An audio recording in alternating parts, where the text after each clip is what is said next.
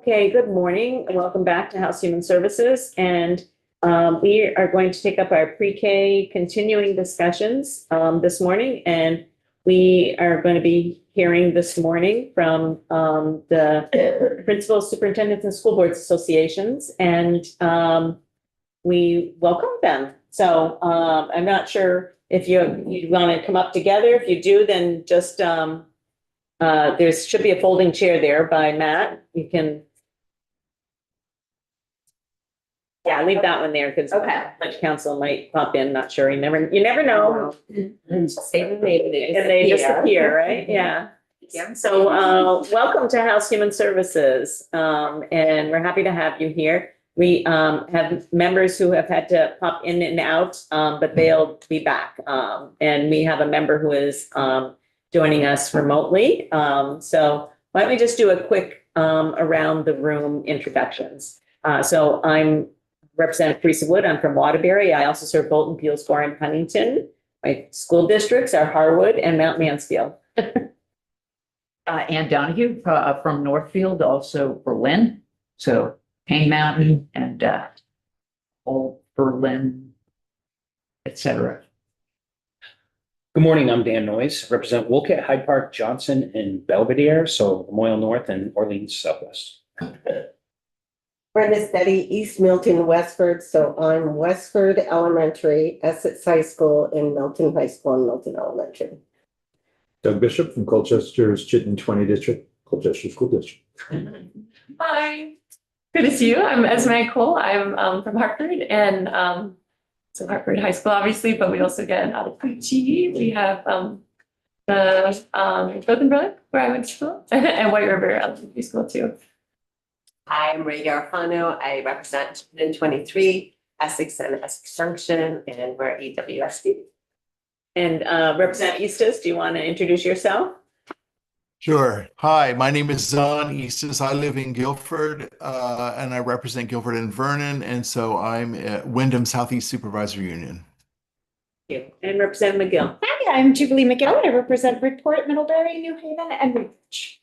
And we've all been telling what school district. Oh, yes. I have Mount Aid and Addison Central. And right around, starting with our committee Morris Committee Assistant. I like to keep private where I live. Well, Lori is a former social studies teacher. Oh, My name is Emma Regan.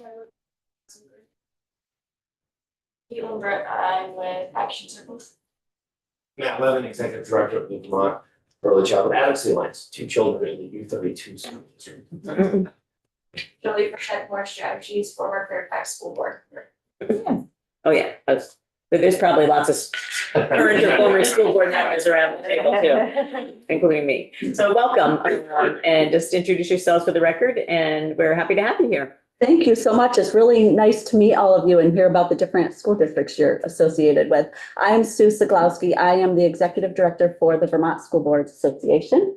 Hi, I'm Sandra Cameron. I'm Associate Executive Director for Vermont School Boards Association. And I just want to say prior to that, since we're sharing, my roles were early ed director in Barry, which is in Vermont standards, quite a large, at the time, supervisory union, and regional Act 166 coordinator. Great. That's good to know. And we're here today on behalf of course, the Vermont School Boards Association, but also the Vermont Superintendents Association and the Vermont Principals Association. And we really thank you for the opportunity to testify on this bill. We understand that the committee is working on this legislation with the expectation that it will be considered for inclusion in whatever comprehensive legislation is ultimately taken up by the House. Okay, thank you. It's clear also that there's a commitment to a mixed delivery system, respect for the work of public schools and the private providers, and a desire to improve access and quality for children and families and sufficient equitable resources for the providers, both public and private.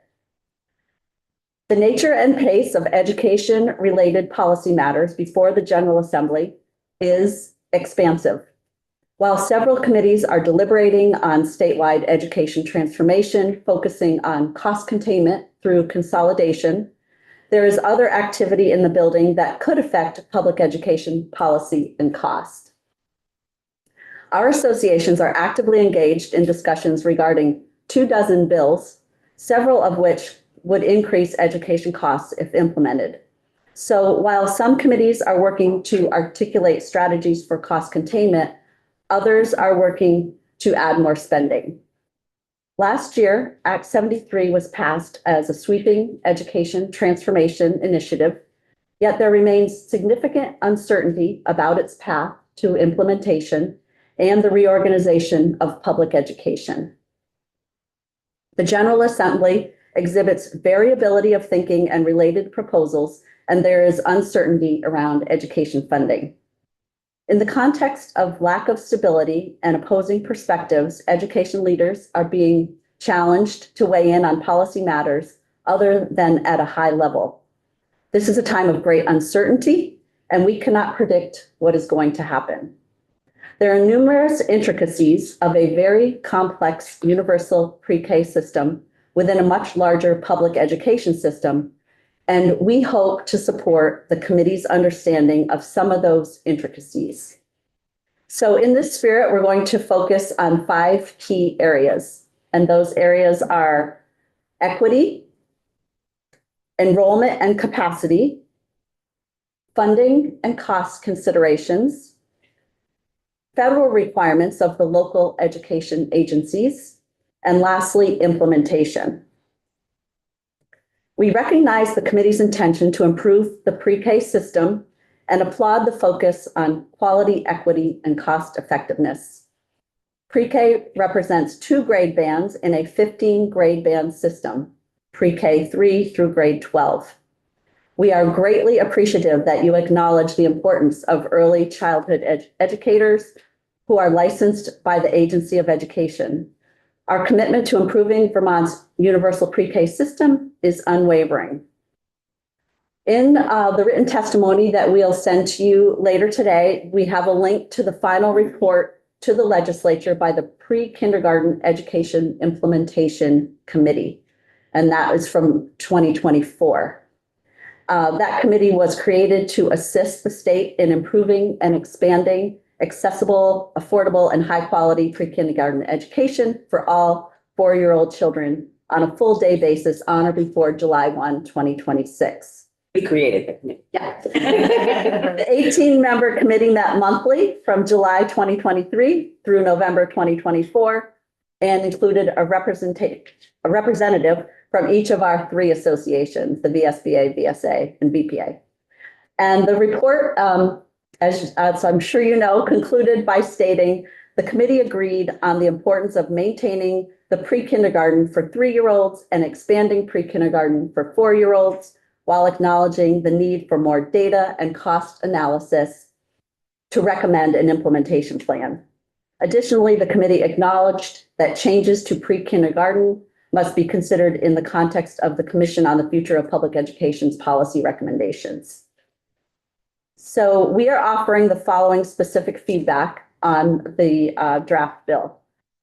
In the area of equity, we agree that universal pre-K does not now and never has addressed equity. We agree that the responsibility of providing access to pre-kindergarten belongs to school districts.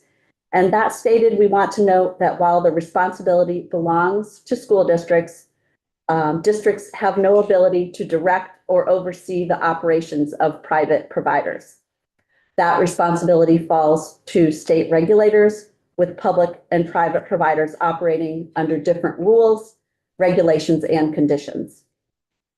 One example is that school districts typically operate with higher levels of liability protections than do private providers, and could find themselves accountable for actions of private providers, despite the fact that they have no authority related to the operation of those providers.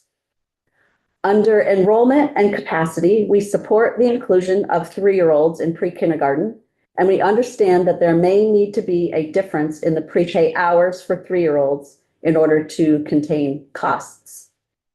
We understand that the current rule allows families to access universal pre-K funding if they choose pre-kindergarten enrollment when their child is age eligible for kindergarten. And we support the wording in draft 3.1, which is 5 years of age but not yet eligible for kindergarten, with the following requirement.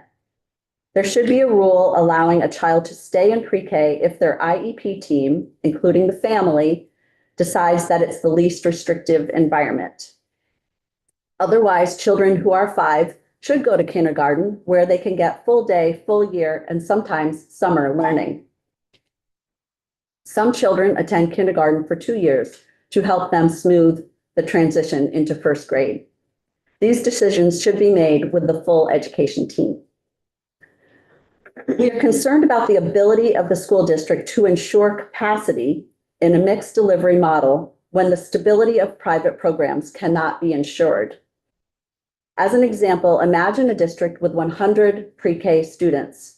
50 are served in public schools and 50 in private programs. Imagine a situation where a large center suddenly closes mid-year. How will the provision of pre-kindergarten be ensured for those students for the rest of that school year?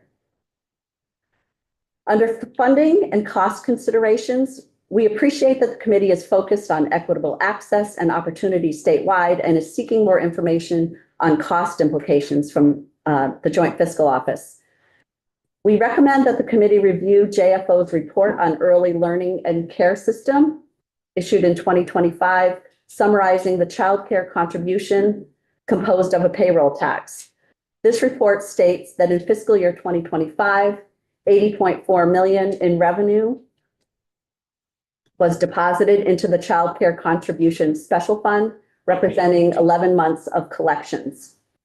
The January 2026 consensus revenue forecast estimates that the payroll tax will raise $88.6 million in fiscal year 2026 and $92.2 million in fiscal year 2027. JFO may be able to advise the General Assembly on the use of the CCC revenue to support that mixed delivery system. Next, there is an interest in achieving parity in the amount of funding per student provided to public schools and private providers. Draft 4.1 adds new language stating that a licensed private provider shall employ or contract for the services of at least one teacher who is licensed and endorsed in early childhood education or in early childhood special education under Chapter 51 of Title 16. There is a bill, S-206, that aims to create 3 tiers of credentials licensed by the Secretary of State Office of Professional Regulation and not the Agency of Education.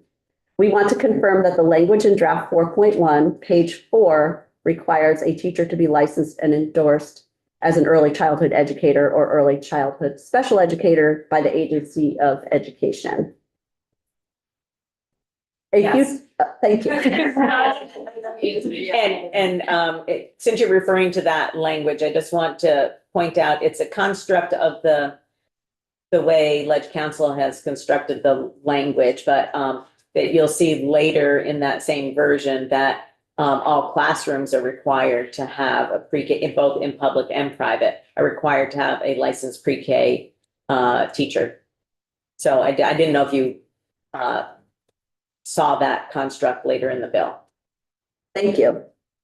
We're talking, we haven't landed on the on-ramp and whether or not there'll be some distinction in payment if you do or you don't, but our intention is with achieving parity in what is being paid, that there needs to be parity with regard to the qualifications of the people in the classroom. Thank you very much. A future foundation formula with additional weights for specific students should apply to all students pre-K through grade 12. The pre-K implementation committee reviewed information regarding pupil weights and was unanimous in their belief that the pupil weight for a full school day, full school year pre-kindergarten education student would be at least 1.0. Research and proposals on pupil weights to date have excluded pre-K. The proposal of categorical aid to fund pre-K has been discussed, and Secretary Saunders has cautioned around increased spending. And we want to provide some more context. Currently, funding to support universal pre-K is embedded within the complex pre-K through grade 12 educational funding system. Pre-kindergarten students are weighted at 0.46 FTE. That is to say, a pre-K student is counted in the district's average daily membership at a prorated amount. Our superintendent colleagues note that public education programs are built and expanded in order to meet community needs. But because of this discrepancy in pupil weight as compared to the rest of the K through 12 delivery system, it is often at significant expense to the district. Unfortunately, in times of economic instability, these programs are amongst those that are cut when communities can't pass budgets. In places where there are childcare deserts, this is particularly acute. Any changes now or in FY27 will affect the overall pre-K through grade 12 system because budgets have already been approved and passed. Any unfunded mandate will require school systems to cut staffing and programs within the full pre-K through grade 12 system. Draft 4.1 proposes that tuition paid under this section shall be at a statewide rate, which may be adjusted regionally, that is established annually through a process jointly developed and implemented by the agencies of education and human services. Pre-K tuition should be subject to an analysis that includes all aspects of the pre-K through grade 12 public education system, and any changes to pre-K tuition should be made in advance of school district budgeting processes. The cost of education is directly correlated with student-staff ratios. Conversations about the higher cost of educating students in small classes are happening in grades K through 12. Pre-K should be included in these deliberations. In order for the mixed delivery model to be cost-effective and sustainable, there may need to be requirements around minimum group size. Assigning districts, or whatever new governance configurations may be, with new duties and obligations for ensuring access and capacity to serve all pre-K children constitutes a new mandate. An assignment of this type would add unpredictability and, in all likelihood, expansive new requirements for the public education system. Administrative costs could be offset by eliminating the dual agency regulation of pre-K. And regarding pre-K coordinators, school systems assign their staff based on needs and resources. Sometimes the administrator serving as the pre-K coordinator has another administrative role in order to be the most cost-effective. I'll now just briefly cover the federal requirements of the local education agencies. Child find and special education are federal requirements of the local education agencies, which is the school district, and they are responsible for identifying and serving young children who may have a disability. LEAs are responsible for evaluations and any additional support and services that students need and are entitled to. Are they, when they're doing the child find, are they looking, I'm trying to recall on my front porch forum posting from our school district, whether or not they're specifically looking for 3-year-olds and above? Do you know, is that the age that they're looking for? Okay. The Kinney-Vento homelessness education is another responsibility of the local education agency, and English learner requirements such as assessments, accommodations, and supports are a responsibility of the LEA. A categorical A program should consider all requirements of the LEAs, including federal requirements and the staff qualification requirements of each setting. I'll move on now to implementation, getting toward the end. Implementation will require support. Implementation of Act 166 in 2014 included 2 effective provisions. First was the first-year pilot program for districts that were better prepared to implement the transition on a shorter timeline. And second was full count of anticipated pre-K students in year 1. Districts analyzed and submitted their best estimate of the number of pre-K students who would access universal pre-K. And this was included in the fall census count, and reconciliation was done later in the school year. This decreased the financial burden on school districts by eliminating the 2-year averaging practice during the first year of required Can you say that implementation. again? So this was a provision of Act 166 that allowed districts to analyze and submit their best estimate of the number of pre-K students who would access universal pre-K in the first year. And that was included in the fall census count, and then reconciliation was done later in the school year. So now where so that would have been in session law because it was time limited. So we don't see that in the underlying bill or of the underlying law. Because we've talked about this 2-year averaging provision that's in the current statute, and have wondered and raised some concern about, high variability, so you gave an example of a private pre-K that, closed its doors. We had one in Chittenden County that closed yesterday. I don't know if they were a pre-K provider or not, but so I think that, you raise an important point about that. And I think that we need to think about how we account for the private enterprise and decisions that a business owner might make that is different than obviously a public school, which is, voted on by some, whether a school board or the electorate, votes on that. So I think that's an important consideration, both in the school district having responsibility, and then also in this 2-year, the thing that's in there now, around the 2-year average. And I feel like we need to figure out some way to deal with that variability. And this is in our written testimony if you want to refer back to it. Yes, well, and I was just going to ask you to make sure to submit that when you're Yes. done. Yeah. Yes, we will. As the General Assembly works toward education transformation, it will be important to consider and align implementation timelines.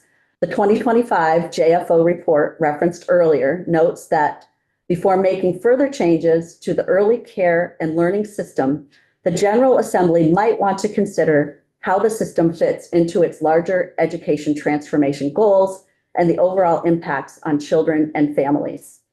As with other components of the education system that do not fit neatly into the system already, there are legitimate reasons why early care and learning has significant outstanding policy considerations.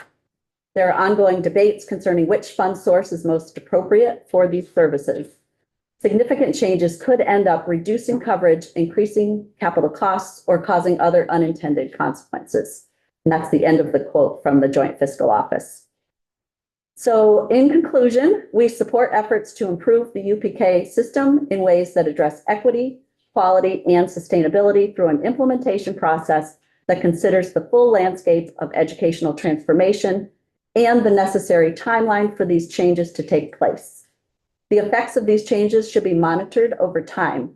School districts will be better positioned to pivot when the multi-layered regulatory oversight is simplified and when the education funding system provides districts with resources they need to move forward. Thank you. Thank you.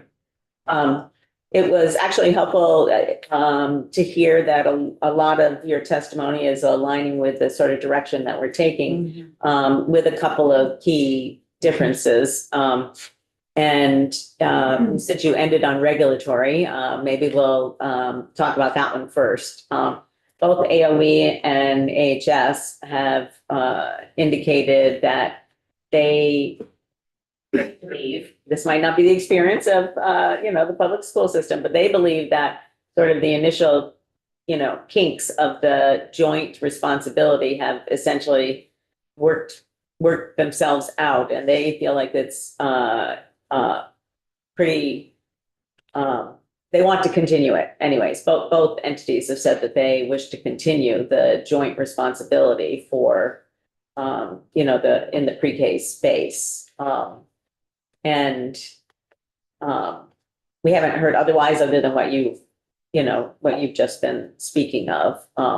But again, we haven't had the opportunity to talk with school districts directly. So, you're representing their voice here. So does that surprise you that they wish to continue in that joint space?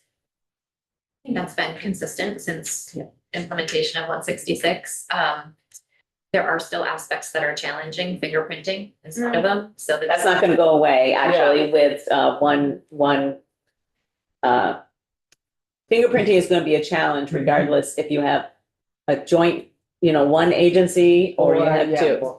Well, I know it's a different process. it's actually twice. It's actually duplicated. So pre-K employees have to be fingerprinted by the district and again, for the program. Now, see, that doesn't make sense. Does not make sense. It never has. So we could address that. That's something that we can deal with, right? Right. That doesn't make any sense. And so I'm not sure if it's the CC fact we need to change, the Act 76, or if it's, if we can make a change here, but, if they need to be, in the public school side, okay? Because I don't think they need to be fingerprinted twice on the private side. So that doesn't, it should satisfy both. Okay, all right, that's good. That's kind of specific feedback. Can I ask a question specific to that? Of course, go ahead. So, for the program, for the school, and the program, is this when the program runs beyond the minimum 10 hours a week? No, it's because pre-K and public schools fall under CDD licensing. And so the licensing requires fingerprinting Okay. and the district requires fingerprinting. Gotcha. I know, I'm just gonna, be probably more blunt than I should be, but I'm not sure why that hasn't been figured out. Why just something from AOE or something from CDD hasn't come out and said one satisfies the other? I don't, is that something that you've asked for? Yes, many times. Background checks across social services providers are It's a mess. They're horrible, yeah. It's a mess. So requiring it twice is, Yeah. and is that a local school district or is that an AOE requirement on the education side that school districts also have to do it? Is that someplace in state statute or is that, are the local school districts making their own determinations?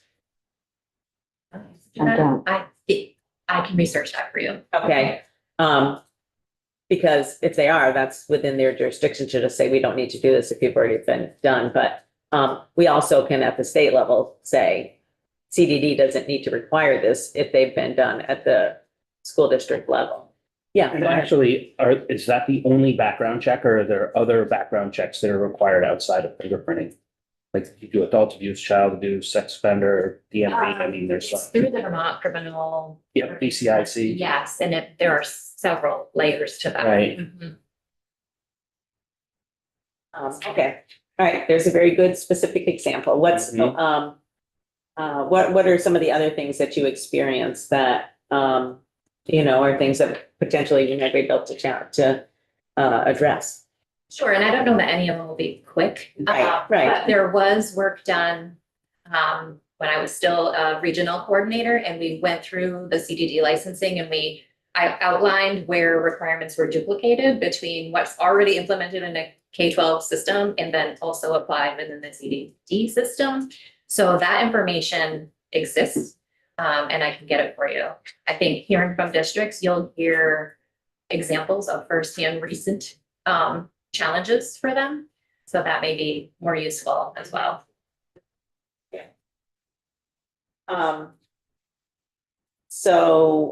You referenced the pre-K implementation committee. That was, work that was done as a result of Act 76 and our expansion. And that's honestly for us, that's in this committee. And we have our former vice chair and the person who reported the bill. Yes, the chair shall recognize.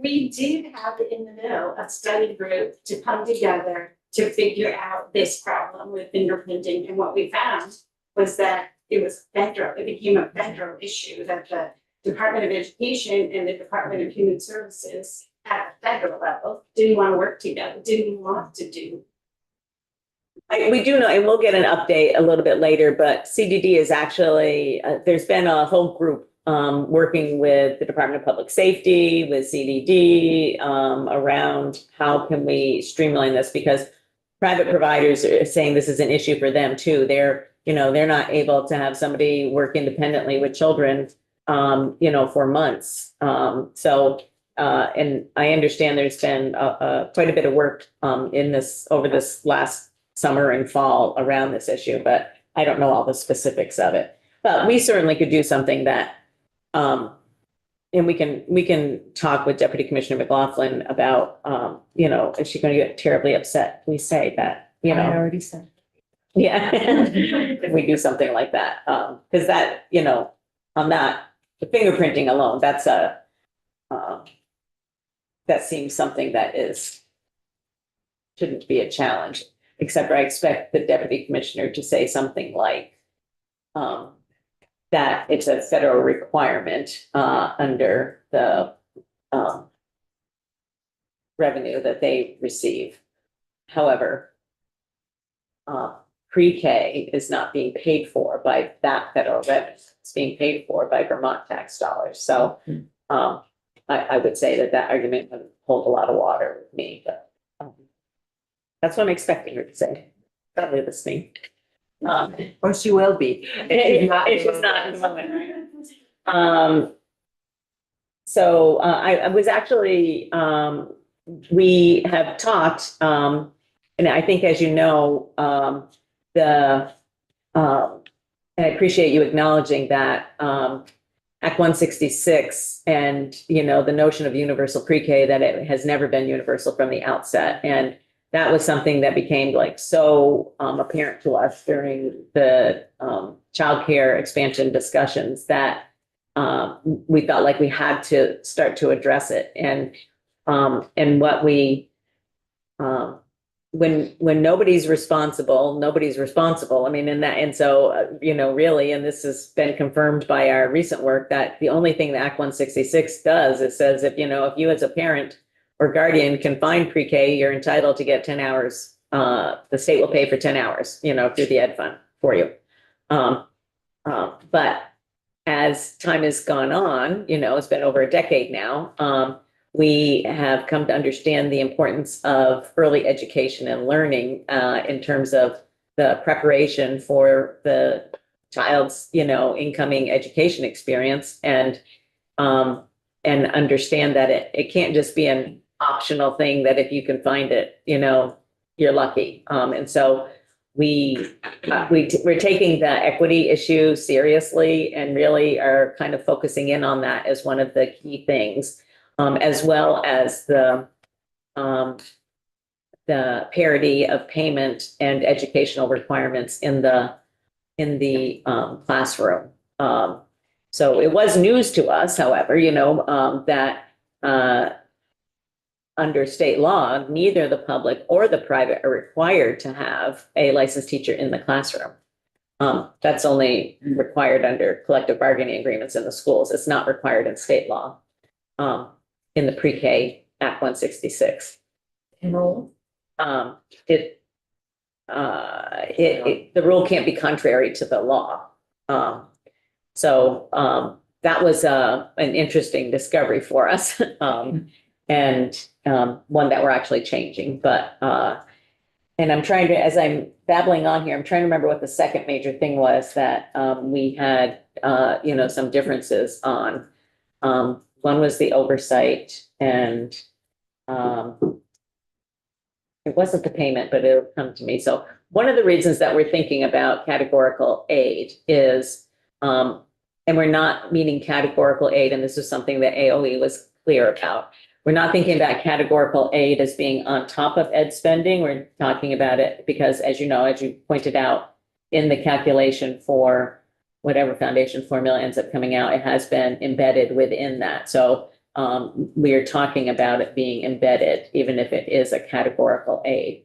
And one of the reasons that we're talking about it in that way is to assure that there's equity in payment between the public system and the private system, but are talking also about an administrative cost on top of that for school systems, because they have additional costs that are related to implementation or assurances of access and things like that. And whether they decide to do a, pre-K coordinator, if, certain regions or districts are formed, that would be something that would be left up to the districts. Representative Steady, did you have a question? Yeah, have you reached out to superintendents that actually do this? I do my homework because I'm not qualified to make these decisions. So I reached out to a superintendent and I got this. There are still too many unanswered questions regarding unintended consequences for 3-year-olds, including access to qualified pre-K programming, child fine, access to services for children with disabilities, Head Start programming, and we did hear from the Head Start coordinator, she wasn't thrilled about it. Like many bills, it is unclear about the unintended consequences for taxpayers, which we all know a lot of people are struggling right now and leaving Vermont and not being able to feed their own families, the people that are not comfortable asking for state assistance. I have like a wicked pride. For taxpayers, as expansion always means someone has to foot the bill. So I think it's important we reach out to the people that actually do this work. And I'm sure you must know that. Yes, we absolutely do. And that's why this testimony that we're providing today is actually joint testimony of the 3 associations, the Superintendent's Association, the Principals Association, and the School Boards So with Association. that being said, what do you think about 3-year-olds? And what do you think about the burnout in high school and kids, the truancy and kids quitting? Do you think it's a correlation? You would want to research that. I think that would be a big research, because right now they're looking at truancy up to 18 to 20 days. And they're looking at a big dropout rates right now, and I'm wondering if they're burnout by the time they get to high school with all of this early education. I mean, they're all gun ho when they're 3 years old, 4 years old, 5 years old, but by the time they get to high school, they're done. So there's my 2 cents. Representative Bishop. Representative Steady, in your remarks, seem to reference, I think you implied or stated that there was some reservation on the part of Head Start to include 3-year-olds, where my recollection is the testimony of Head Start and all other witnesses stressed the importance of the inclusion Correct. of And I 3-year-olds. didn't hear that. I guess we'd have to go back and listen to her tape. I thought she said it might be a problem with the money with. I heard it different. Yeah, she was very clear. All of our witnesses actually have been very clear that the inclusion of 3-year-olds is important, and that 2 years of pre-K, even at a lower, even if we're not able to increase 10 hours, 2 years at 10 hours is better than 1 year at 20 for 4-year-olds. They've been very clear about that. And then I talked to a superintendent. That's interesting how different people perceive. Yeah, I think everybody's entitled, to their individual perspectives, of course. It wouldn't hurt to listen to the testimony from Head Start. 'Cause Yeah, go back. He said there was something to do with the financial piece and so on. I think that maybe the thing that you're referencing is that we've had several witnesses testify that if we change pre-K access for 3-year-olds, meaning take it away, that would have a financial impact for the infant and toddler program, because that is so much more expensive. I believe that's what you're referring to. I don't know, I just feel Which is also included in the JFO report on this. It talks in some detail about the delicate balance of having pre-K students in to ensure that they can maintain infant and toddler. This is, so thank you, It just breaks my heart for the 3-year-olds doing this to them. Our training is around developmentally appropriate, Yeah, play-based. it's sad. It's not activities. required. Yes. Yeah, Parents not required to. I know, I never did it to my kid. No way. Are there any other questions for the witnesses? Do we have any other questions for the witnesses? We are still sort of like, and we're probably not going to be the final decision makers on how this is paid for. That's going to be across the hall in Ways and Means.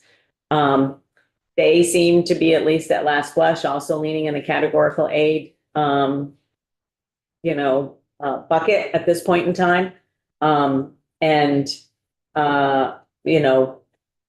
we'll make a recommendation. Essentially, our stuff is going to be recommendations to other committees. So we appreciate some of the very specific things that you brought up. And I know there was one other thing that we had differing thoughts about, and I can't think of what the second thing is. I should have written it down, but I thought I was going to remember it, right? Madam Chair, Yes, go I have ahead. a question while you're thinking. Go ahead, Representative. I'm going to look at the bill and maybe it'll pop up at me. If I understood correctly, you expressed some concern about the difficulty of the expense to districts with a 0.46 weight for a pre-K student. And I'm trying to better understand that. Is that because the districts are expanding past the minimum 10 hours a week, and thus it creates a challenge because you're trying to provide or enhanced service, but with the same, it would be with the same amount of money? Is that the problem? Or, and I know that there are some expenses that districts may incur that not all providers do, but I think there are also certainly expenses that private providers are incurring and trying to manage. Familiarity with the Greater Burlington YMCA, where I've worked for a number of years, and they're working with, there's basically a full-time staffer who's doing all of these CCFAP, Yes. UPK, working with multiple school districts. So there's expenses incurred at that end as well. So I'm trying to better understand that Yeah. point you made. Thank you. So like most things, it's multifaceted. The 0.46 provides some funding, but limited, right? And school districts do not bill, even if they provide more than 10 hours, they won't bill families for beyond that. So they build it into their budget, and if approved, the local budget, is covering anything beyond what is provided through that 0.46 weight. Many schools have increased to beyond 10 hours. They've implemented a couple of meals each day. They're doing transportation. They've got, lots of other things, nursing services. That has to be, those expenses have to be covered in the pre-K 12 full system then, because there's just not enough funding and there's no way to access more funding right now, even if you want to do more. That's one layer. Layer two is, we absolutely are seeing and now have some data around an increase of children who have special needs enrolled in public schools. Mostly because those services are there, right? And so the cost of educating a cohort of children who are in the public school, many more of whom have needs, is higher than, say, a child who doesn't have needs. And that all has to be factored into the whole budget. Are there no other opportunities to change the weight for a student that may have special needs in the pre-K setting? Not currently. I think part of the thing that we're struggling with is that there's pre-K's been sort of in, but not completely in terms of how the education system as a whole views it. And we're trying to change that perception to really stop talking about K to 12 and then pre-K as an add-on, talk about pre-K to 12. And I think, that's part of the dilemma right now. And, are we exacerbating that by saying, well, let's do this through categorical aid? And there's pluses and minuses to that. And part of it is a recognition that it's a mixed delivery system and wanting to not have that variability that we're actually talking about. That's part of what caused us, when we were talking about Act 76, to start to have bigger concerns, because we heard from some school districts that actually provided full-time pre-K. And yes, they were only getting a 0.46 student weight, but everybody was paying for it because it was included in their budget and approved by the voters. And then other school districts that didn't offer any public pre-K, and that still exists. And those families didn't have access to private pre-K either. And so, we have been struggling a little bit with whether to allow that or not, whether to allow beyond what is funded to be part of the to be a local decision about, you know, whether it's done or not. And I think that's probably gonna be a decision that doesn't get made here. You know, we'll make a recommendation about that. But it's gonna end up with however the funding system is decided and how much latitude there's going to be at the local level versus, you know, a foundation formula of some sort. So we do feel a little bit like, you know, we're trying to make recommendations on something that really isn't defined yet. And so, it's a kind of a unique position, that we're in, which is causing us consternation. And we know that people are, you know, watching what we're doing and, as they should. And I think some of the more controversial things that we had contemplated, you know, we've now moved back. Oh, I know what it was. Oh, see, it just popped into it because we now moved back. It's on the very first page of the bill. It's the 5-year-olds. And the three organizations prefer our original language that said eligible for instead of not yet enrolled. Could you elaborate a little bit more about that? Because our thinking was actually along the same lines that you were talking about with, you know, kids could stay 2 years in kindergarten if developmentally appropriate. We were kind of using that same rationale about them having access to pre-K for a longer period of time, even if they were eligible to enroll, because that might be more developmentally appropriate and a decision that a parent might want to make with their, you know, with the consultation of their teacher and, you know, particularly around social emotional development and stuff like that. So could you elaborate a little bit more about that point? Because that was we went back and forth on it, you know, I'll be honest. But with the same rationale that you were using about having them enrolled in K.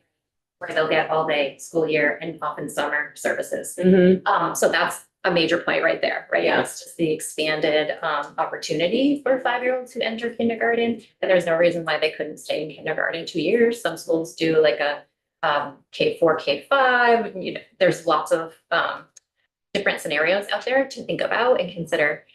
I think one thing that's what I experienced as an early childhood special educator is when a child is 4 or 5 and thinking about that kindergarten year, perhaps they have an area of development that's not exactly where we would hope it is. A family sees that, rightly so, as an immediate need and a need to do something right now. An educator sees it in a continuum of education. And so it feels really time sensitive at 4 and 5 for families feeling like we don't want to move on, they're not ready. And what I will say is they've got time, right, to grow over the years. They can repeat grades at any point in their career. Children with IEPs can stay till they're 21. So that's why I think it's really important for the education team to be informing that decision so they can help families and the team move through that conversation of a full education career. Mm-hmm. Mm-hmm. And I think you make an important point that at K, and again, K is not required, but at K, they're going to have access to more than 10 hours a week. And that's not actually, I think that that's actually a really good point. So that those kids that are requiring additional developmental progress to be at the place where, you know, folks would hope they would be entering kindergarten or first grade. I think that's an important point since it is unlikely that we're going to be able to increase the number of hours. I think that's a really good point that they actually would have access to more support if they moved to K. And one more safeguard I just thought of, and that is that young children, early childhood special education goes through age 6. So regardless of whether they're in a pre-K or in a K, those protections are there through age 6. Mm-hmm. Yeah, go ahead, Nan. Yeah, I just think it's sort of to say that it needs to be a team, the parents and the educators. sort of is in a sense a midway point of recognizing if that team agrees they really need another year pre-K and the fewer hours, then it should still be included. But if it really looks like this is nervous parents and it's better for the child to make the move on to pre-K, then that should be part of the formula, that it's not just any child who doesn't enroll in pre-K is eligible to, enroll in kindergarten is eligible to stay in pre-K and be funded. That makes a lot of sense, I think. Yeah. It's not closing the door to another year of pre-K being funded as the other language in a way would have done. Well, But we it's can based say on- that, we could say is not yet eligible to enroll, and say unless the, Based upon. Yeah. Right, yeah, yeah, yeah, unless, right. unless Yeah. there's a team decision otherwise. Yeah, I think that, So that the default That's a is good- that you move on to K, but, Mhm. unless the team decides otherwise. I think that's a good compromise. yeah. On that.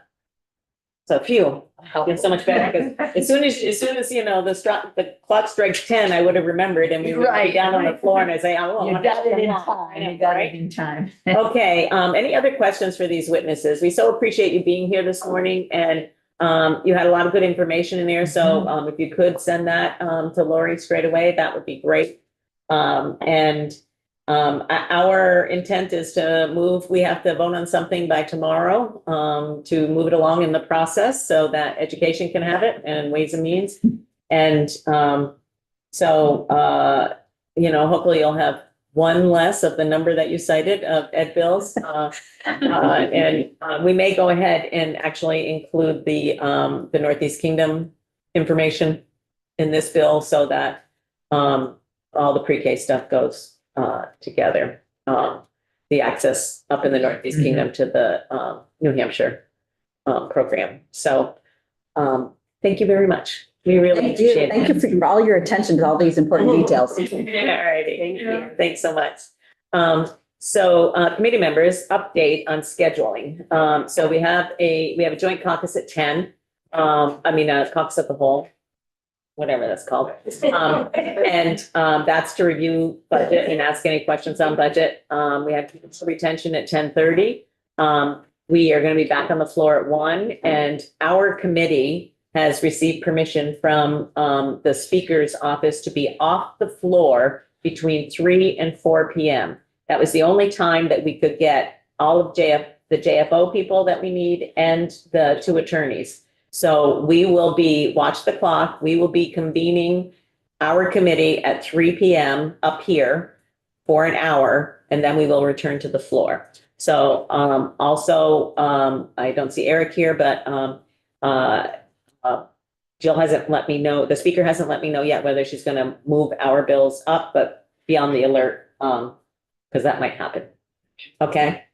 All right. Thank you, Lori.